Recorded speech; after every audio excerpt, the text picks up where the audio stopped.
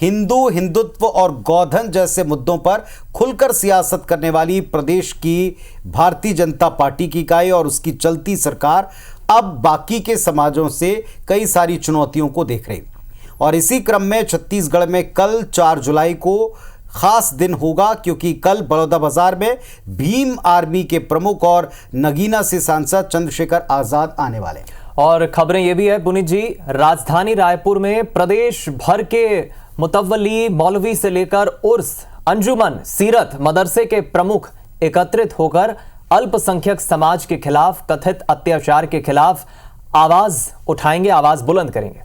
अब सवाल यह है कि क्या सरकार इस चुनौती के लिए तैयार है, वो इस चुनौती को कैसे लेती है, इसके पीछे कोई साजिश है या वाकई कोई सच्चाई है। एक रिपोर्ट देखें।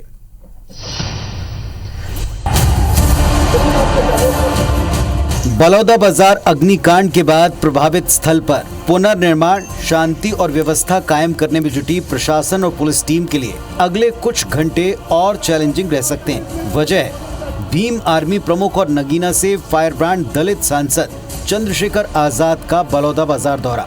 आजाद कल बिलाईगढ़ में एक सभा को संबोधित करेंगे, साथ ही उन लोगों के घर पहुंचेंगे जिन्हें पुलिस ने गिरफ्तार किया है। दावा है कि अग्निकांड में वो लोग शामिल नहीं थे, फिर भी उन्हें पुलिस ने जेल में पहुंचाया। क्या गुरुवार का दिन फिर बलौदाबाजार जिला प्रशासन, पुलिस और सरकार की मुश्किलें बढ़ाएगा? इस सवाल पर प्रदेश के गृह मंत्री का दावा है कि प्रशासन एक बार धोखा खा चुका है, अब ऐसा नहीं होगा।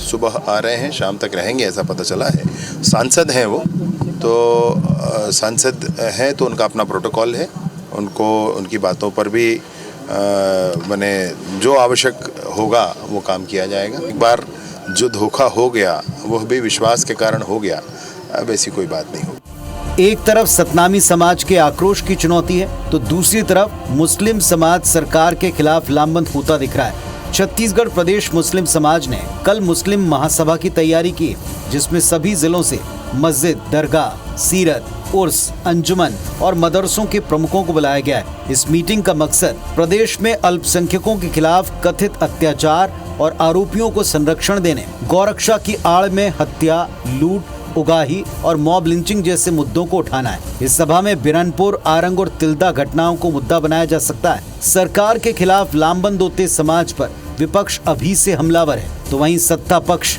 विपक्ष को संवेदनशील मसलों पर सियासत न करने की नसीहत दे रहा है। छत्तीसगढ़ में जब से भाजपा की सरकार बनी है, कानून व्यवस्था की स्थिति बहुत खराब है।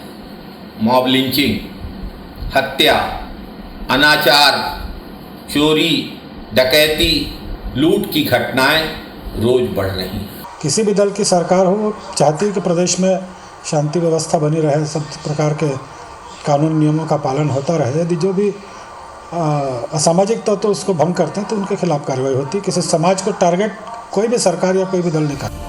बलौदाबाजार में धार्मिक प्रतीक चिन्ह को नुकसान पहुंचाए जाने से नाराज समाज के आंदोलन में कुछ शरारती तत्वों के द्वारा भड़काई गई हिंसा और अग्निकांड ने पहले ही जिला प्रशासन की काफी किरकिरी कराई। आजाद भारत के इतिहास में इसी राज्य में कलेक्ट्रेट फूंके जाने की घटना बिरले ही सुनाई पड़ती है। घटना से सरकार तक हिल गई।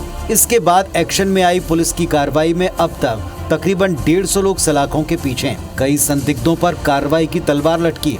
ऐसे में दलित सांसद चंद्रशेखर आजाद की सभा, प्रभावित परिवारों से मुलाकात, तो दूसरी तरफ मुस्लिम समाज की नाराजगी प्रशासन और सरकार को डबल चैलेंज देता नजर आ रहा है। सवाल है, हिंदू और हिंदुत्व की सियासत में माहिर बीजेपी इस बार इस दोहरी चुनौती से कैसे निपटेगी?